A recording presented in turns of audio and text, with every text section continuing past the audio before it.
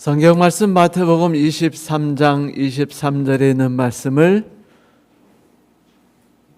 읽어드리겠습니다. 화 있을진저 외식하는 서기관들과 바리새인들이여, 너희가 박하와 회향과 근처의 11조는 들이되 율법의 더 중한과 의와 긍휼과 믿음은 버렸도다. 그러나 이것도 행하고 저것도 버리지 말아야 할지니라. 빅토르 후고의 위대한 소설 레미제라블에서는 우리의 관심을 끌고 있는 특별한 분을 소개하고 있습니다. 우리가 잘 아는 자베르 경감이죠. 자베르 경감은요, 악은 그것이 아무리 작은 도둑질이라 할지라도 철저하게 처벌받아야 된다고 생각했습니다. 그래서 장발장의 죄악을 보았을 때 그는 그를 반드시 붙잡아서 감옥에 넣어서 죄값을 치르게 해야 된다고 생각했죠. 그래서 자베르 경감은요, 장발장을 끝까지 쫓아다녀요. 수십 년을 추적하고 잡으러 다닙니다. 그러던 어느 날 그가 장발장을 추적하다가 마음에 갈등이 생기기 시작해요. 내가 악이라고 생각하는 존재가 선을 가장한 위선자가 아니라 정말로 사회에 도움이 되는 좋은 사람이라는 것을 깨닫게 되는 거죠. 그때 그는 믿어왔던 선한 편이 아니라는 것을 느끼게 됩니다. 믿어왔던 악한 편이 아니라는 걸 느껴요. 당장 마음의 갈등이 심해지기 시작했습니다. 선의 원수인 악을 처벌하고 다 감옥에 가둬야 되는데 그걸 하지 못하게 된 상황에 빠진 겁니다. 고민하다가 그는 자살합니다.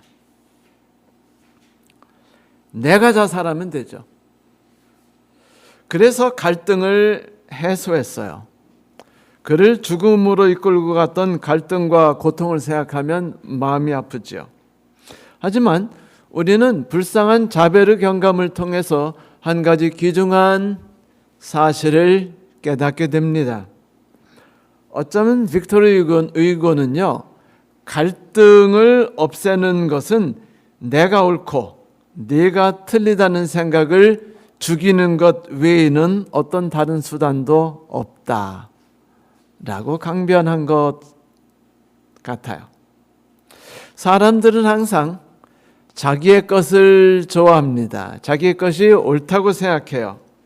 세상을 바라보십시오. 세상 모든 사람들은 내 사상이 옳고 다른 사람 사상이 틀리다고 말하지 않습니까?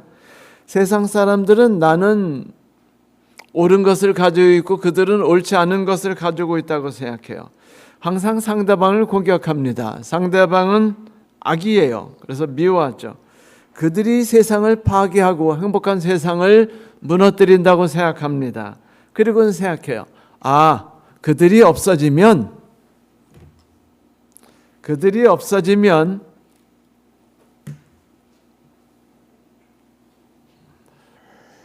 세상이 좋아지겠구나. 그래서 존 레논은요, 만약 이 세상에 갈등의 요소가 없어진다면 세상이 얼마나 아름다울까라고 생각하죠. 그래서 그는 이런 노래를 부릅니다.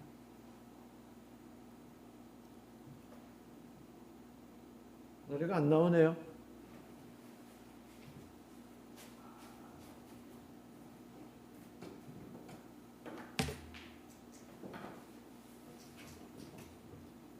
나와야 정상인데.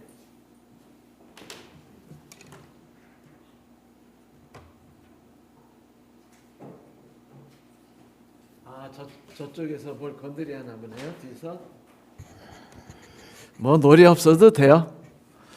그는 Imagine이라는 노래를 불렀어요. Imagine there's no heaven. 만약 세상에 천국이 없다면.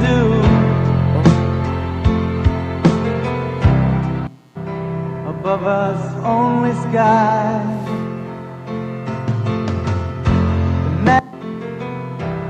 No hell below us. 저도 당황했죠. 이재혁 집사님 어제 일로 너무 충격받지 마세요. 저도 지금 실수하고 있으니까.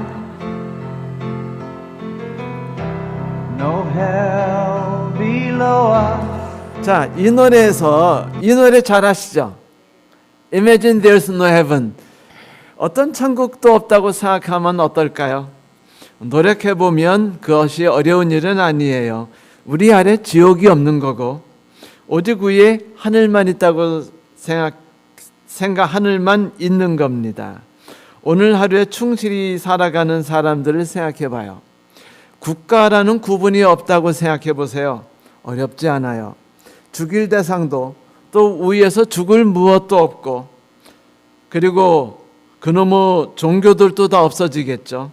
모든 사람이 평화스럽게 살아가는 삶을 상상해 보세요. 천국이 없으면 천국을 없애버리면 지옥도 없어지는 거 아니냐.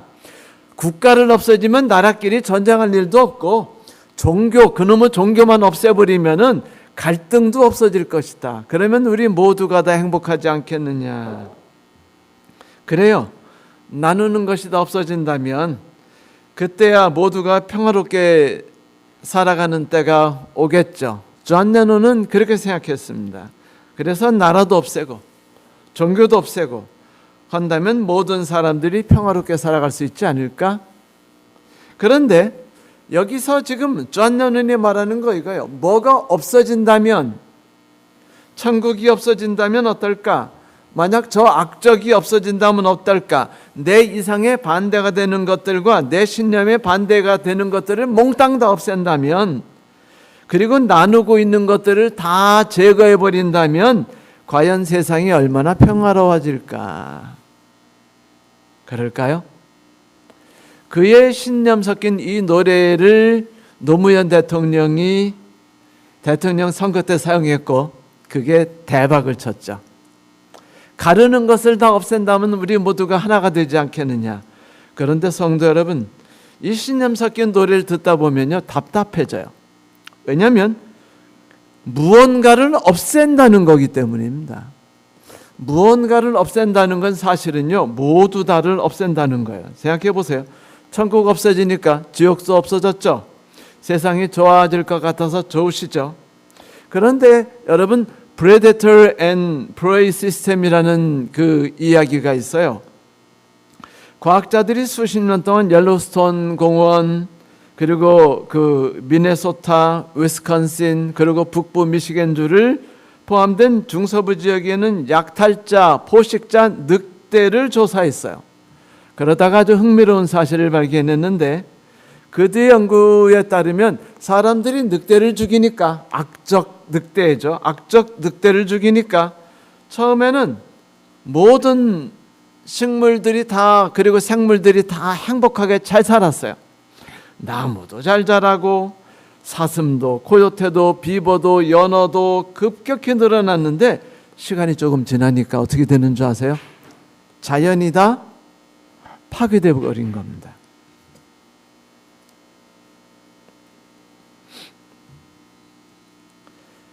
알고 나니까 늑대는 모든 생물을 괴롭히는 존재가 아니라 오히려 그들 모두를 보호하는 코너스톤, 다시 말하면 주춧돌이었던 것이었어요.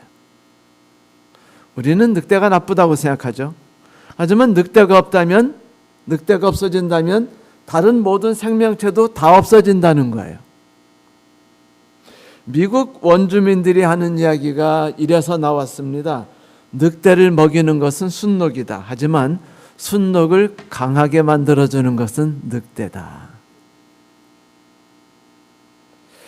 유대인들을 생각할 때 제일 먼저 떠오르는 생각 중에 하나는요, 선민의식입니다. 선민의식. 물론 유대인들 생각하면 어머니들은 자녀 교육을 생각하시겠죠. 유대인들은 어머니에게서 어머니로 내려올 때만 유대인이 돼요. 아버지에게서 내려오는 사람들은 유대인이 아닙니다. 그만큼 유대인이 건강한 사회가 됐죠. 왜냐하면 어머니 중심이니까. 그래서 지혜를 만들게 되었어요. 위대한 사람이 많이 만들어졌죠. 그런데 유대인에게 있어서 선민의식이라는 것은 가정교육만큼 대단히 중요한 사상인데, 여러분 유대인의 선민의식이 얼마나 무서운 사상인 줄 아세요? 사람들이 이스라엘 사람들을 부르는 단어가 세 개가 있습니다. 첫 번째는 히브리인. 히브리인이란 소리는 강 건너서 넘어온 사람들이라는 뜻이고 히브리 말을 쓴다는 사람입니다. 두 번째, 이스라엘 사람. 야곱이 야복강 나루터에서 하나님과 싸워서 하나님 없으면 못 살겠다고 하나님께 매달리자 하나님이 그에게 이름을 지어주신 것이 이스라엘이었어요.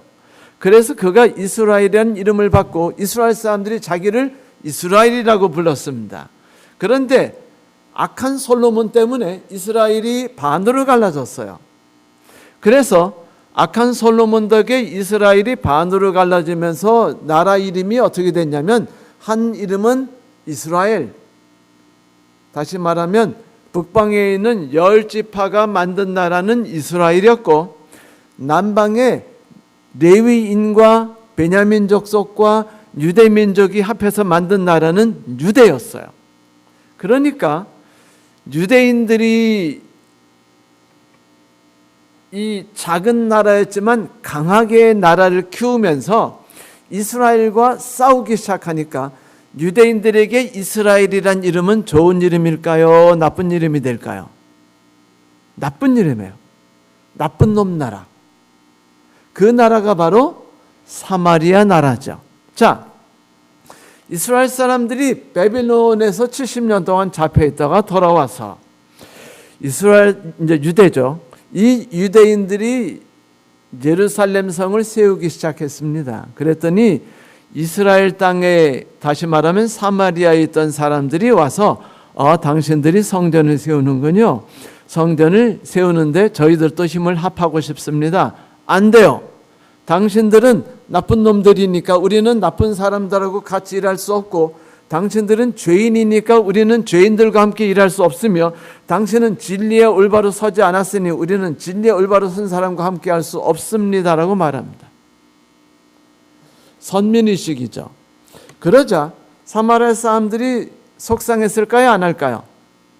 속상했어요. 그래가지고 알렉산더 대왕이 그 모든 지방을 지배하게 되자 이 사마리아에 살던 산발랏이 알렉산더에게 부탁을 합니다. 왕이시여, 우리도 성전을 세울 수 있게 해주세요. 그래서 그들이 그리심산에 성전을 세웁니다. 그래서 이 이스라엘 땅에 성전이 두 개가 됐어요. 하나는 예루살렘 성에 있는 성전, 또 하나는 그리심산에 있는 성전이었습니다. 그런데 왜 그들은 그리심산에 성전을 세웠을까요? 지난주 예배 때 우리가 스크린을 통해서 보았듯이 모세가 이스라엘 백성에게 이스라엘에 들어가거든 해야 될 중요한 이야기를 명했죠. 다시 말하면 그리심산 870m 되는 그리심산과 그 건너편에 있는 또 한 840m 되는 에발산에 모든 이스라엘 백성을 다 올려놓고, 평평하고 넓은 산이니까 거기에서 축복과 저주를 외치게 했어요. 그런데 에발산에서는 저주를 외치게 했고 그리심산에서는 축복을 외치게 했습니다. 그리고 제단은 어디다 세웠을까요? 에발산에 세웠어요. 왜? 죄가 있는 곳에 은혜가 넘치니까. 그런데 사마리아 사람들이 성전을 세우려다고 생각해 보니까 에발산은 저주를 외친다니까 좀 세우기가 찝찝해요, 안 찝찝해요? 그래서 거기다 안 세우고 그리심산은 축복을 외친 산이니까 비록 제단은 에발산에 있었지만 우리가 그리심산에다가 성전을 세우자 하고 성전을 세우는데 예루살렘 성에 있는 성전과 아주 흡사한 모양으로 성전을 세웠습니다. 그런데 유대인들이 보기에 이 성전이 마음에 들까요? 안 들까요? 안 들어요. 그래가지고 유대인들이 이 성전을 마카베오 항쟁 시대 때 기원전 129년 유대인 요한 하르카누스에 의해서 사마리아에 있는 성전을 완전히 부셔버립니다.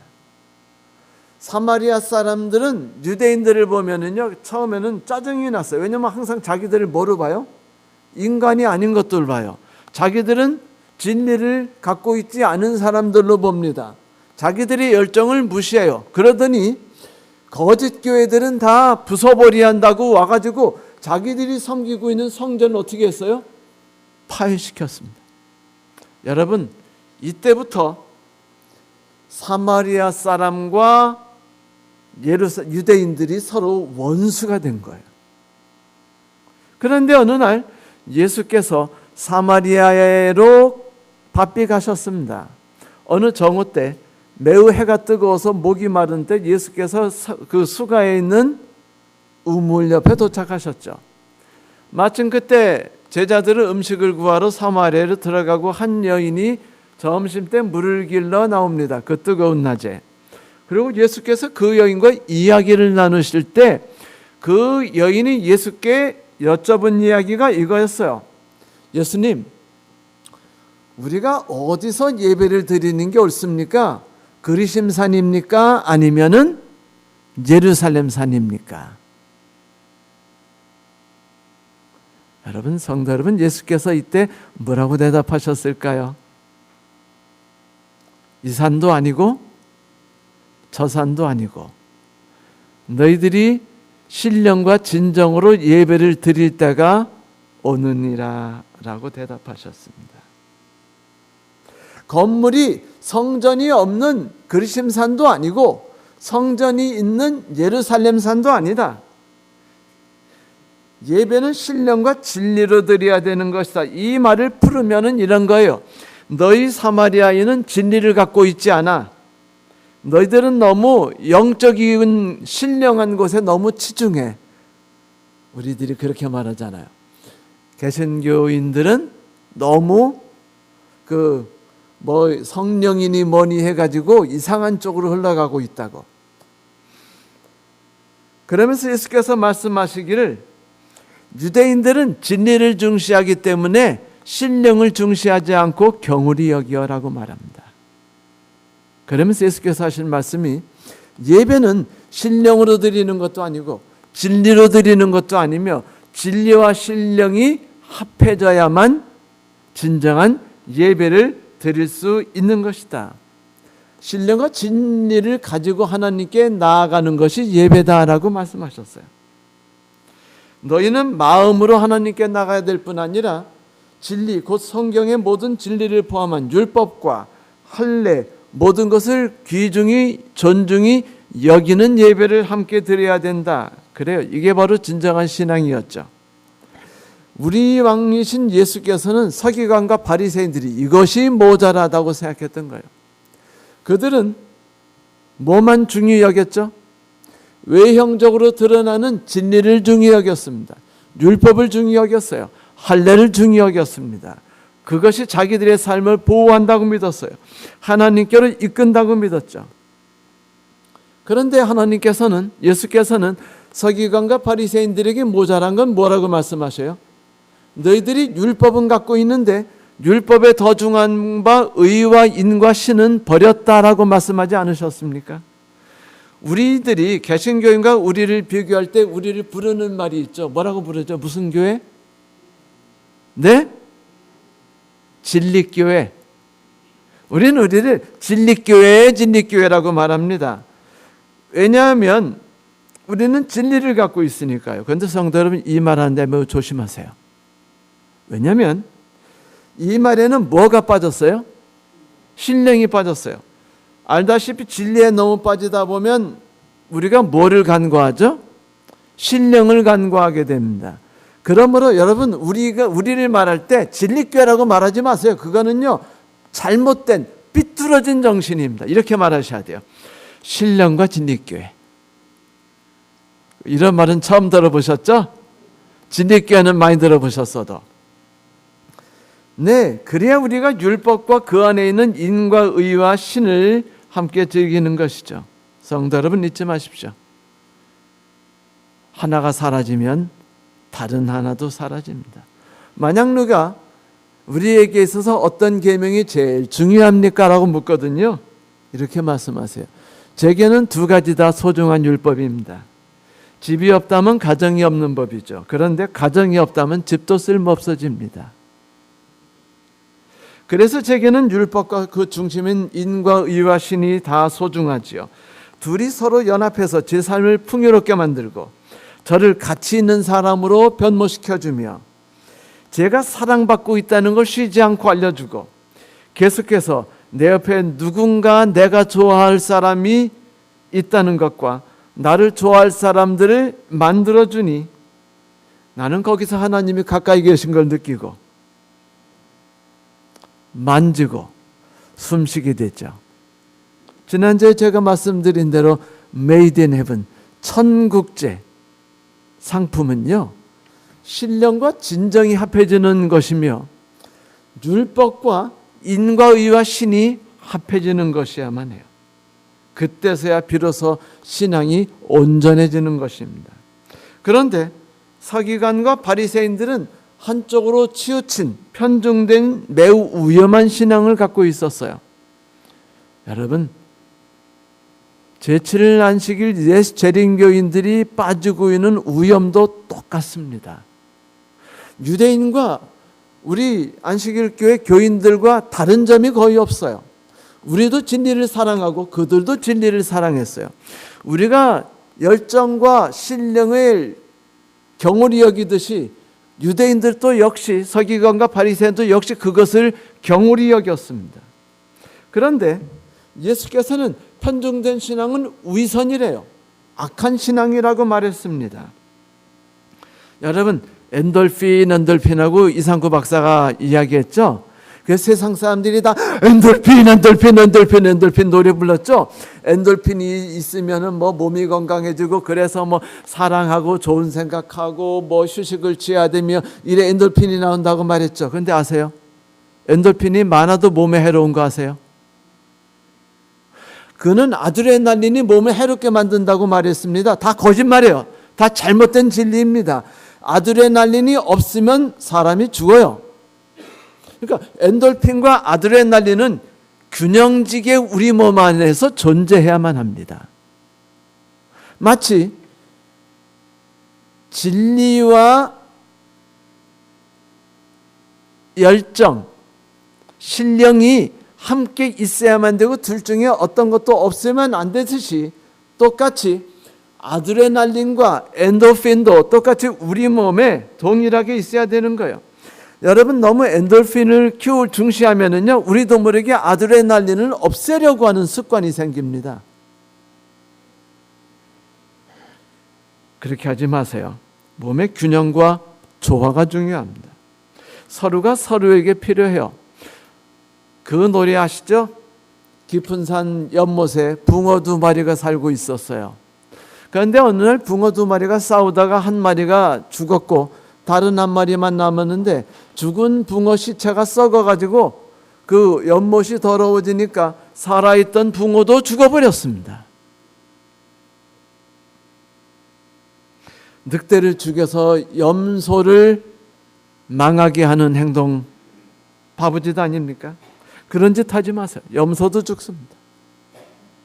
내가 옳은 걸 갖고 있으니 옳지 않은 것을 갖고 있다고 생각되는 사람을 정죄하지 마세요. 우파들은요, 너무 좌파를 정죄하고 좌파들은 너무 우파를 정죄하지만 슬픈 말이지만 좌파가 없으면 우파도 망하고 우파가 없으면 좌파가 망하는 법이에요. 진리입니다. 이것이 진리예요. 예수께서 저주를 퍼부으신 서기관과 바리새인들은 그들이 율법을 어겼기 때문에 저주받은 것이 아닙니다. 그들이 율법만 지켰기 때문에 문제가 된 거예요. 예수께서 말씀하셨죠. 율법학자 바리새인 사람들아, 너희 같은 위선자들은 화를 입을 것이다. 너희는 박하와 회양과 근처에 대해서까지 11금은 열심히 따지는데 왜 의와 인과 신과 같은 더 중요한 율법의 엑기스는 버리느냐? 이것도 소홀히 해서는 안 되지만 저것도 실천해야 하지 않겠느냐? 이 눈먼 자들아, 하루살이는 걸어내면서 낙태는 그대로 삼키는 것이 바로 너희들이다. 이제 예수께서는 율법과 인과 의하신을 이야기한 다음에 율법만 지키고 있는, 외형만을 챙기고 있는, 진리만을 붙잡고 있는 그 모든 이들에게 이렇게 경고합니다. 너희들이 한쪽만을 붙잡고 있으면 너희들의 신앙은 올바른 신앙이 되지 못해. 너희들이 올바른 신앙을 갖고 있지 못할 때 너희들은 위선자가 돼. 그리고 너희들은 동정심을 갖지 못해. 그래서 하신 말씀이 이거예요. 율법학자들과 바리새인 사람들아, 너희 같은 위선자들은 화를 받을 것이다. 너희는 과부들의 가산을 몽땅 삼켜버리는가 하면 남에게 보이려고 기도를 길게 들어놓는다. 내가 가지고 있는 것만 옳아요. 내가 행동하는 것만 옳습니다. 그러다 보니까 다른 사람들을 적대하고 다른 사람들을 불쌍히 여기지 않아요. 가난해요? 그럼 그들이 왜 가난하냐면 열심히 살지 않아서 그렇고 게을러서 그렇다고 생각합니다. 부자요? 그들은요 올바로 열심히 지혜를 가지고 살았기 때문에 부자라고 이거는요 그릇된 지식입니다. 어느 것이 옳고 어느 것이 그르다는 하나님이 정해주시는 것이지 인간이 스스로 정할 수 없는 것이에요. 하나님이 불을 주시면 불을 받는 것이고 하나님께서 가난함을 주시면 가난이 우리에게 오는 거예요. 이게 하나님이 성경을 통해 주신 말씀입니다. 언제나 가난은 이 세상에서 없어지지 않을 것이라고 명령하셨어요. 왜? 그래야만 서로 어떻게 하니까? 서로가 서로를 부둥켜 안고 살 수 있으니까. 가난한 사람과 부유한 사람은 함께 서로를 부둥켜 안고 이 추위를 견뎌낼 수 있도록 하신 것이었어요. 그런데 하나만 중시하는 사람들은요 그렇게 살지 못해요. 다른 사람들을 옳지 않게 바라보기 때문에, 악하다고 바라보기 때문에, 그들은 없어져야 된다고 생각하기 때문에 교육시켜서 다 부자를 만들려고 하죠. 바르지 않은 생각이 있습니다. 성도 여러분, 그래서 이렇게 말해요. 율법학자들과 바리새 사람들아, 너희 같은 위선자들은 화를 입을 것이다. 너희는 하늘나라 문을 막아놓고 사람들을 가로막아 거기로 들어가지도 않고 들어가는 사람들을 못 들어게 만든다. 율법학자들과 바리새 사람들아, 너희들에겐 화를 입을 것이다. 너희는 겨우 한 사람을 개종시키려고 바다와 육지를 돌아다니다가 개종시킨 다음에 너희보다 갑절이나 나쁜 위선자를 만들 것이다. 왜? 이 모든 저주가 어디에서 시작했나요? 하나예요. 율법만 중시했고 인과 의와 신을 무시했고 경홀히 여겼기 때문입니다. 예수께서는 우리에게 권하셔요. 하나님은 영이시니 그분께 경배하는 자들이 다 영과 진리로 그분께 경배할지어다. 이것이 바로 하모니고 이것이 바로 조화입니다. 조화란 서로 다른 소리를 하나로 묶는 작업이에요. 조화란 서로 다른 악기들을 하나로 묶는 작업입니다. 그렇게 작업해서 자연스럽고 발전된 새로운 질서와 새로운 아름다움을 창조해내는 것이죠. 조화가 없으면 아름다움도 생명력도 활발함도 존재할 수 없어요. 이것이 조화입니다. 그런데 조화는 나만 있으면 안 돼요. 누가 있어야 됩니까? 내가 있어야 돼요. wind, 목관악기가 있어야 하고요. breath, 금관악기가 있어야 하고요. 현이 있어야 되고, 그리고 타악기가 있어야 됩니다. percussion. 이것들이 서로 다르지만 서로 상대방하고 어울리지 않을 것 같지만 신기하게 그들이 함께 있을 때, 함께 움직이고 함께 활동할 때 비로소 아름다움이 세상에 나타나기 시작하는 것이죠. 함께 한다는 게 뭡니까? 그것은 내가 갖고 있지 않은 생각 말고 다른 생각들은 나쁘다고 생각하지 않는 겁니다. 그들의 생각과 내 생각을 조화롭게 만들려고 애써야 되는 것이죠. 그래서 예수께서는요, 이 상처받은 사마리아인, 유대인들에 의해서 내 성전이 무너졌고 유대은혜에서 경시당하고 멸시당했던 사마리아인 앞에 누구를 갖다 놨어요? 예루살렘으로 내려가는 길에 상처나고 다친 유대인을 내려놨던 겁니다. 너 같으면 어떡할래? 옳지 않은 이에 대해서 어떻게 행동할래? 사마리아인이 행동한 행동을 여러분 잘 아시죠? 내려서 상처를 닦아주고 기름을 발라주었으며 붕대를 감아주었습니다. 만약 하나님께서 내 앞에 가늠한 여인을 내려다 놓는다면 어떻게 하시겠습니까? 성도 여러분, 내 남편을 잡아먹고 내 가슴과 내 가정을 파괴한 그 여인을 돌로 치겠습니까? 아니면 다친 그녀의 상처를 감싸줘야 될까요?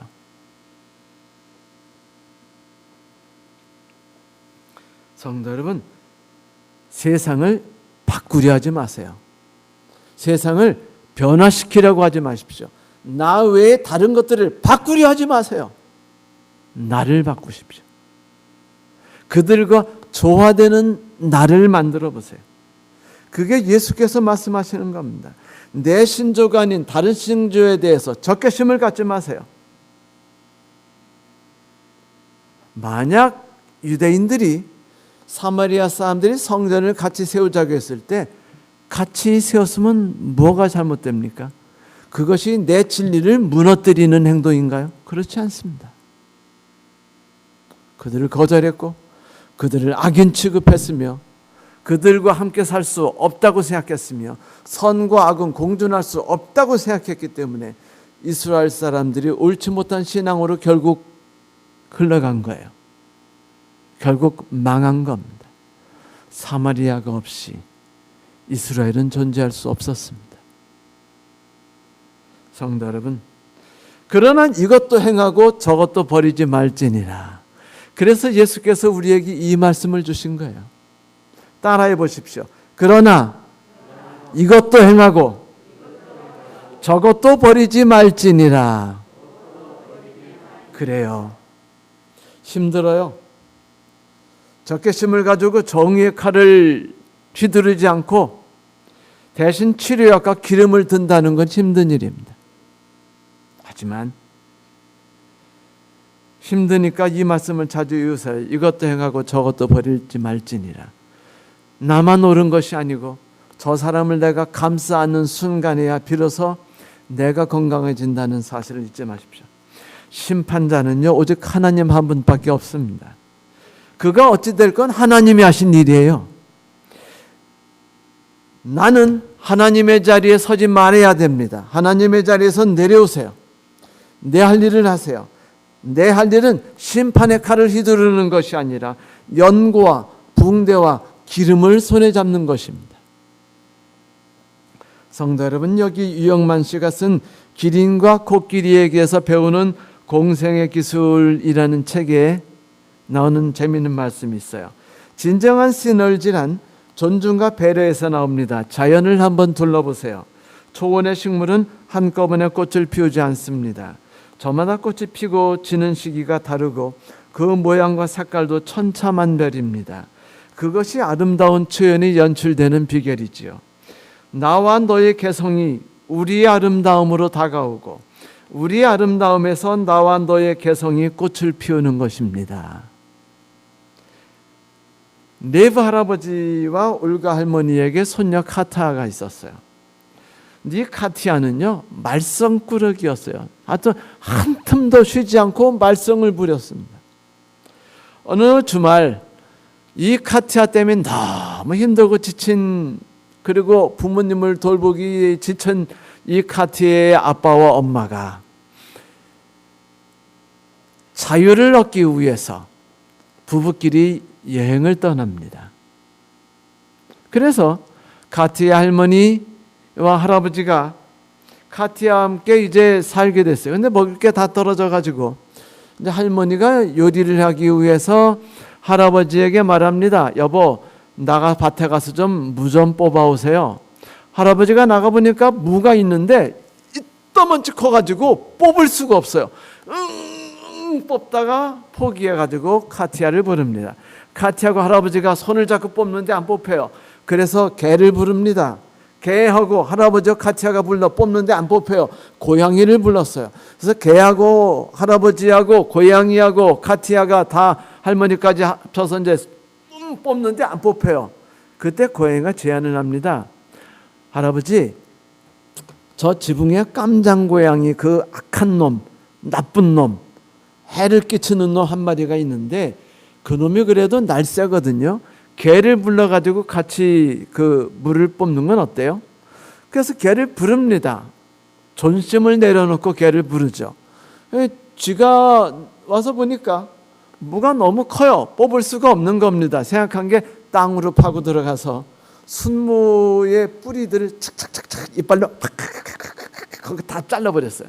그러니까 할아버지하고 할머니, 카티아, 개, 고양이, 깜장쥐가 합해가지고 쭉 뽑으니까 무가 뽑혔습니다. 그래서 우리가 러시아를 가면은요, 러시아에서 그런 인형을 팔아요. 어떤 인형이냐면 할아버지, 할머니, 카티아, 개, 고양이, 검정쥐.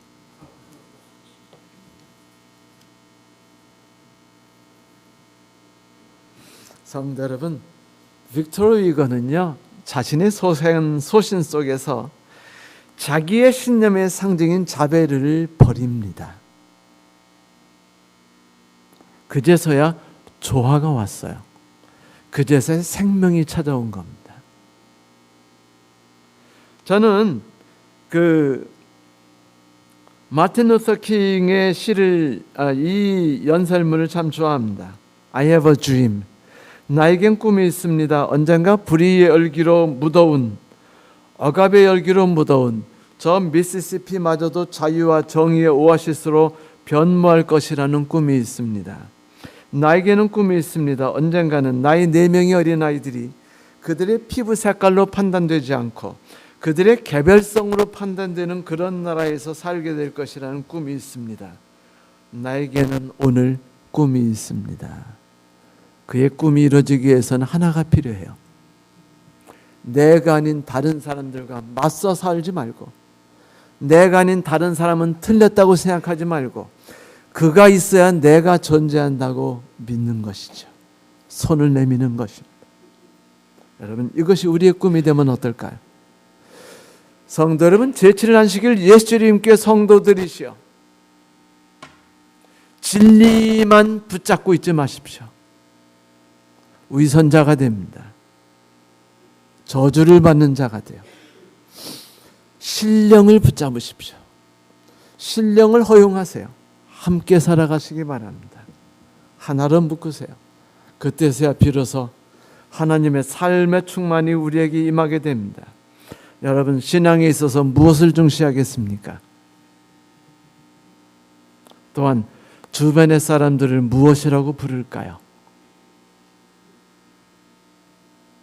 만약 우리가 여기에 대해서 올바른 판단을 하게 된다면 하나님께서 우리를 멋진 말로 부르시게 될 거라고 믿습니다. 그 축복된 이야기, 하나님의 영광의 자리에 참석할 너희들아 복이 있을지어다 라는 말씀을 듣는 우리가 되기를 간절히 소망합니다. 말씀을 마치겠습니다.